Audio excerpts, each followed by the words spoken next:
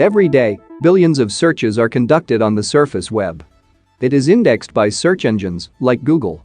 You might be surprised to find that you're matched with thousands, if not millions of results, some of which you recognize: your social media profiles, your biography on your employer's website, and news articles. In spite of its vastness, the surface of the net is only the tip of the iceberg. In fact, its share of the web is just 4%. A much bigger chunk of the web, the deep web, lies beneath the surface, unindexed by search engines. However, security professionals should monitor it as well. Medical records, bank account information, and so much more are rarely available on the surface web.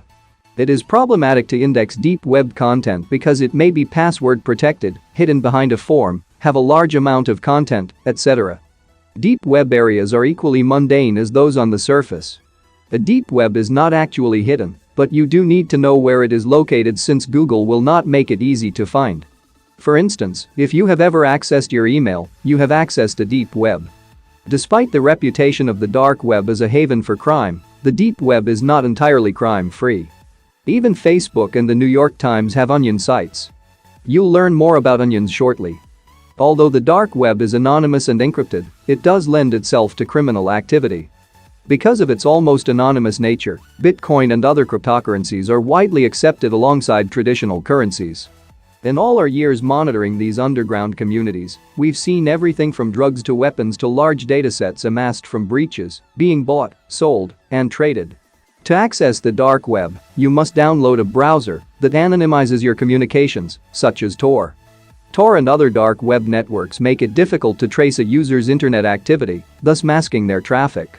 To this day, nearly half of Tor's funding comes from the United States government, since the original technology behind the network was developed by the United States Navy. Since COVID-19, cybercrime has increased. The first half of 2020 in the United States saw a 35% increase in attacks compared to the second half of 2019. Threat actors exploited the vulnerabilities associated with remote workforces. Dark web users also grew during this period of lockdown. As cybercrime grows and dark web users increase, security professionals have more to worry about. You may think it's frightening, but there's a good chance your personally identifiable information has been disclosed or is being sold on the dark web. There can be no doubt that millions of accounts are compromised every year and billions of exposed credentials are circulated in underground communities. Cybercriminals will use this information, which can be found on forums and private channels, to compile digital profiles of citizens and businesses, paving the way for identity-based attacks.